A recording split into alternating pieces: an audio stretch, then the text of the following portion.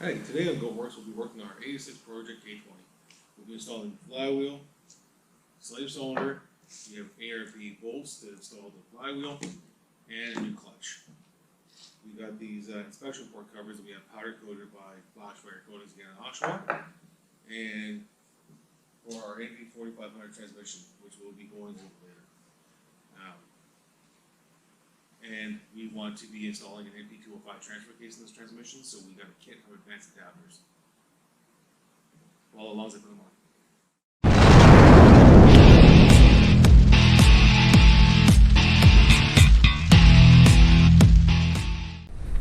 So here we have the flywheel, that's the slave cylinder, the ARP bolts, new clutch, the kit from Advanced Adapters, and this is the transmission. It's an NV4500 5-speed. We had it all rebuilt by Mr. Transmissions in Whitby. There's the inspection covers for the PTO on the side of the transmission, and I had these powder coated, and they're going to go there like so. And stainless steel Allen bolts to fit in there to look all fancy. I didn't have the gasket for the PTO on the one side. I had the one for the side that I put on. But these are like $1.30 and $30 to ship them. Couldn't get them anywhere, so I just made one here out of gasket paper. And we're going to install it now on the transmission. Just going to take a little bit of this gasket sealer. And don't want to make a mess, but just put a little bit here.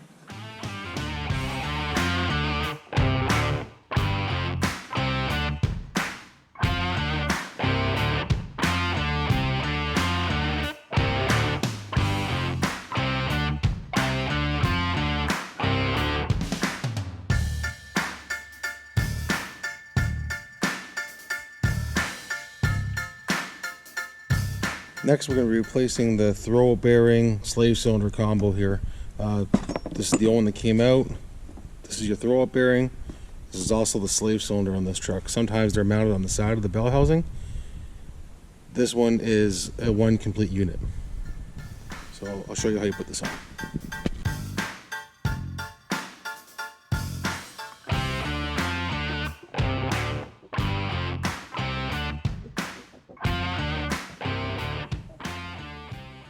Here's where the hydraulic line will go to apply the pressure to the bearing in the slave cylinder. This is the bleeder valve because you got to bleed the system. I find it easier to just remove this, slide this into position, and reinstall this. Reinstall the bolts, 10 millimeters.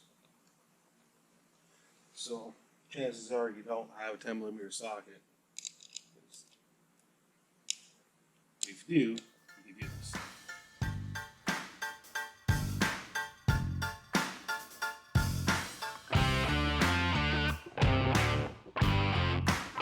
And there's the slave cylinder. Okay, I wanted to show you guys something here. So there's the brass bushing at the back of the crank here. My clutch alignment tool doesn't fit in there. The bearing that came with the clutch also does not fit in there.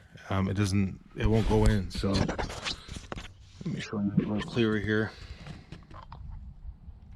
See? So what I'm going to do is I'm going to pound out the brass fitting here and get it machined to accept this needle bearing. It's going to get a little messy. You can use bread for this too, but I'm just going to pack this full of grease.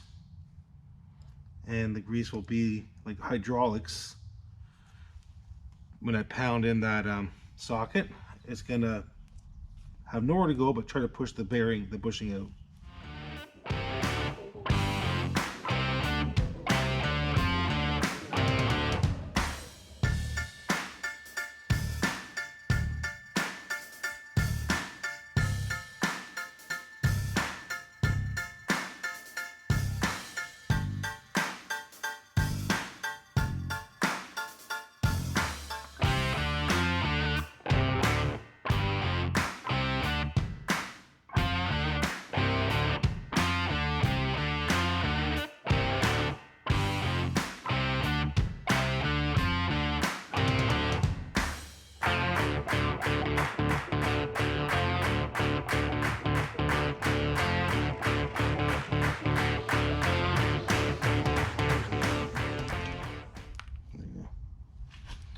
That's how you get that out.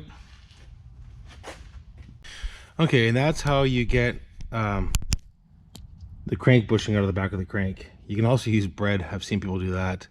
But now this is going to get machined to fit that bearing. And we'll pound it back in and install the clutch. So here's the new bushing with the pilot bearing installed.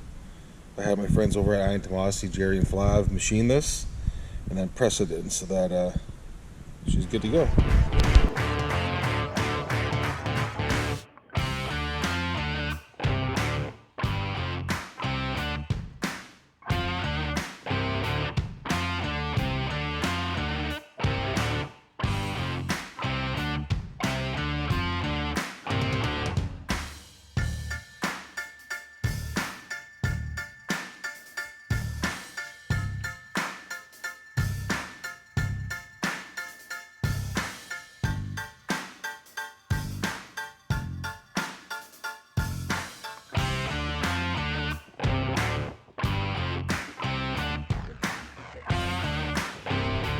Make sure that the flywheel and pressure plate are completely free of grease and all that. So just give it a wipe down with some part cleaner. The pressure plate also comes shipped with oil on it to protect it from rusting when it's in storage. So just give it a little spray.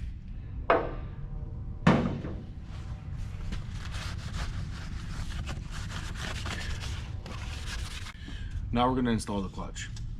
We have the flywheel on the motor, the pressure plate, the fiber disc, and the clutch alignment tool. Slides through here,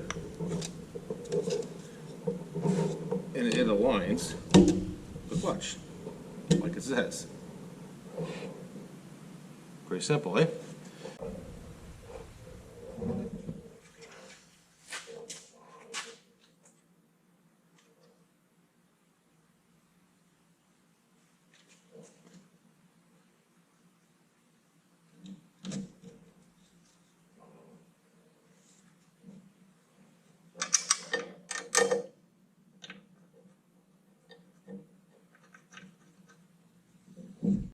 Okay, now I got 2 bolts in there holding it in with thread locker. I'm going to put the washers on.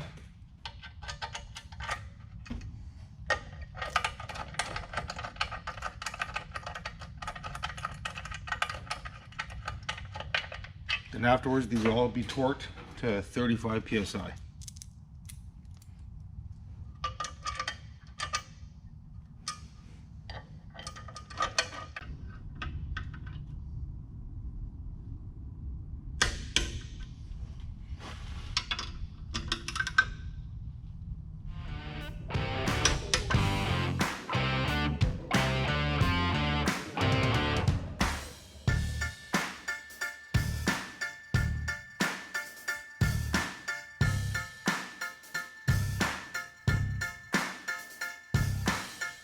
There you have it. There's the clutch all installed, all torqued to 35 foot-pounds of torque, Loctite on all the bolts. Ready for the transmission.